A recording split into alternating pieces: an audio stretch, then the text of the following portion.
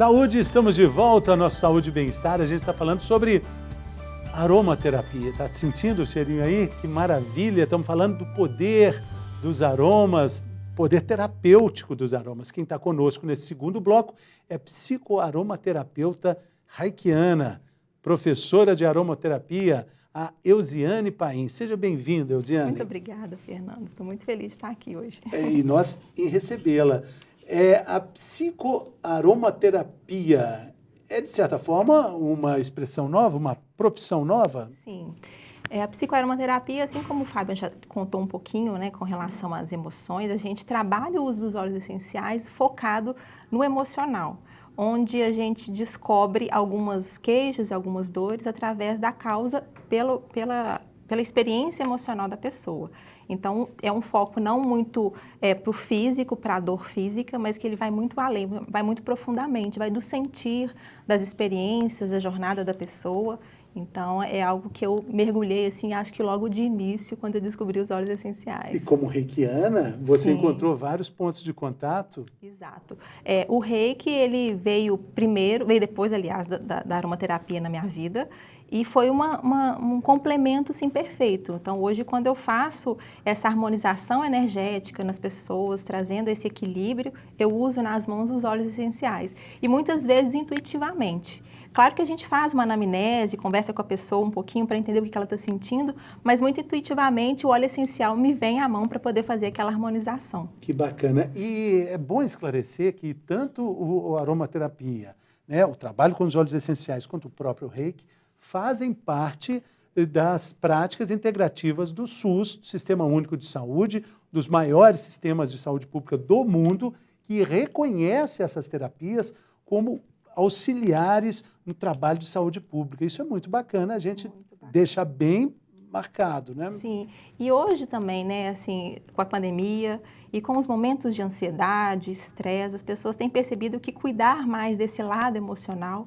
desse lado energético, e que a gente não é só um corpo físico, né, isso faz muito sentido. E esse parar da pandemia, eu acho que trouxe esse benefício da gente poder olhar para dentro, ficar mais consciente, entender mais o que a gente gosta, o que a gente quer, o que a gente está sentindo. Eu acho que os óleos essenciais, eles aguçam mais esse sentir, se perceber mais. E outra coisa, que não está tão separado assim, o lado de dentro com o lado de fora, eles têm uma necessidade de troca, de bem-estar e de saúde, que necessitam de atenção plena, né? Então não dá para a gente só olhar para o que existe aqui do lado de fora sem entender a constituição básica do que nos forma do lado de dentro. Exatamente, né? E esse pensar nesse outro lado também, né?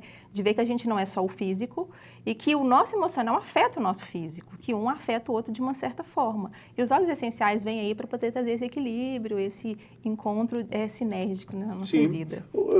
Quando a pandemia começou, muitas pessoas, né, fizeram filosofias de vida pensando, a gente vai sair dessa melhor, a humanidade vai ficar melhor, vai sair menos egoísta. Bom, a pandemia ainda não terminou, mas a gente já sabe que não vamos sair melhores dela, né? Sim. Porque não ficamos menos egoístas, não ficamos melhores de uma forma geral, mas definitivamente a gente conseguiu olhar para dentro. Isso é fato, né? Tanto é que o aumento da procura por essas terapias é significativo, né? Sim, os atendimentos aumentaram.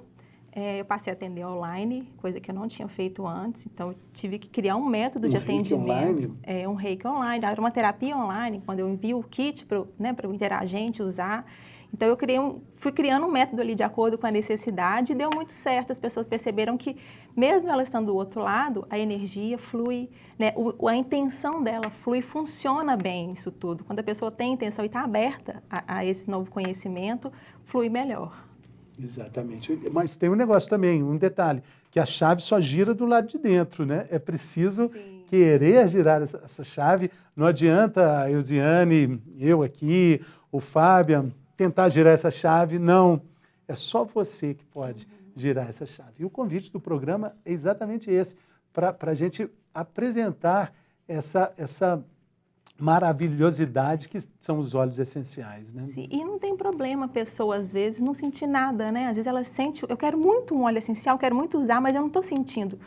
Tudo bem, você tem o seu tempo, você tem, né, a sua trajetória, por que você não está sentindo? Então, respeite isso também, né? O seu momento vai chegar, não tem que ser de imediato, não é algo que você sente um aroma, imediatamente ele já traz algum benefício.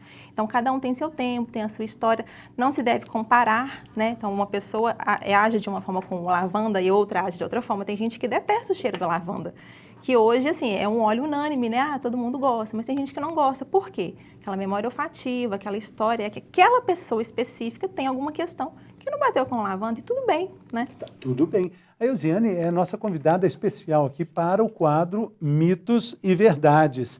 Esse quadro que coloca mais informação sobre questões que normalmente a gente ouve falar e tem uma ideia, aquela velha opinião formada sobre tudo, né? Preparada? Sim, preparada. Vamos lá, então, é mito ou é verdade?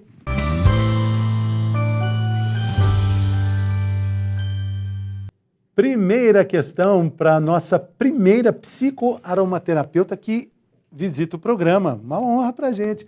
Vamos lá. Os óleos essenciais devem ser sempre diluídos antes da aplicação na pele. É mito ou verdade? Verdade.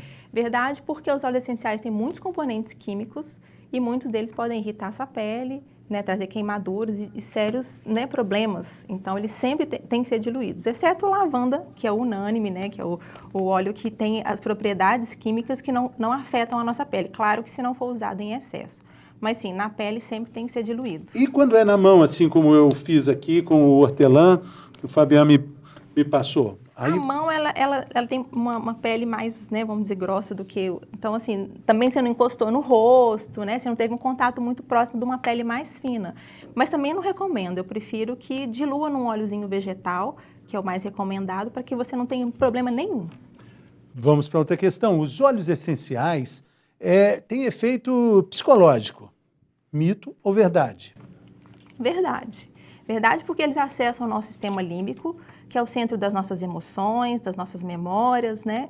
Então, eles afetam de alguma forma, sim, né? Como o Fábio até explicou, algumas moléculas acessam os neurotransmissores, desencadeando várias sensações. Então, ele afeta, sim, o nosso psicológico, de uma forma, sim. Agora, e usar essa expressão, o efeito é psicológico, como se fosse um placebo? Se a gente falasse de um efeito psicológico / placebo, aí seria um mito ou verdade? Verdade. Verdade também. Porque, assim, é a memória que a gente tem, é o que a gente quer acreditar também, né? Se eu acredito que aquele cheiro ali me traz alguma sensação, algum benefício, pode não ser o óleo essencial, pode ser qualquer aroma, mas a gente tem essa... É um lugar que você está acessando ali. Está acessando. De qualquer forma, você está chegando lá nessas emoções. E a gente tem que pensar que a gente tem uma mente muito poderosa também, né? E os óleos essenciais, eles aguçam e atiçam várias coisas, né? Vamos para mais uma questão. Os óleos essenciais elevam a pressão sanguínea. Mito ou verdade? Depende do óleo essencial. O óleo essencial que é rico em cânfora, em alguns componentes que estimulam a circulação, né? Eles podem sim elevar a pressão sanguínea. Então, tem que tomar cuidado quando você vai usar um óleo essencial, saber qual componente tem naquele óleo, se você pode usar ou não. Então, alguns podem aumentar sim. Os óleos essenciais são apenas cheirinhos. É mito ou verdade? É mito. São cheiros também, mas não são apenas cheirinhos, né? Eles são muito mais do que isso. Eles nos ajudam a descobrir muitas coisas, a transformar, né? A nos sentir mais, a perceber mais, aguçam muitas coisas. Então, não são só os cheirinhos. Não se deve misturar vários tipos de óleos aromáticos ao mesmo tempo. Mito ou verdade? Mito. Mas quem tem que fazer isso, quem consegue fazer, é um profissional preparado, que sabe qual componente químico tem em cada óleo essencial e por que ele está fazendo aquela sinergia. Então, um profissional preparado, ele pode sim misturar vários óleos essenciais diferentes. Não se deve ingerir óleos essenciais. Mito ou verdade?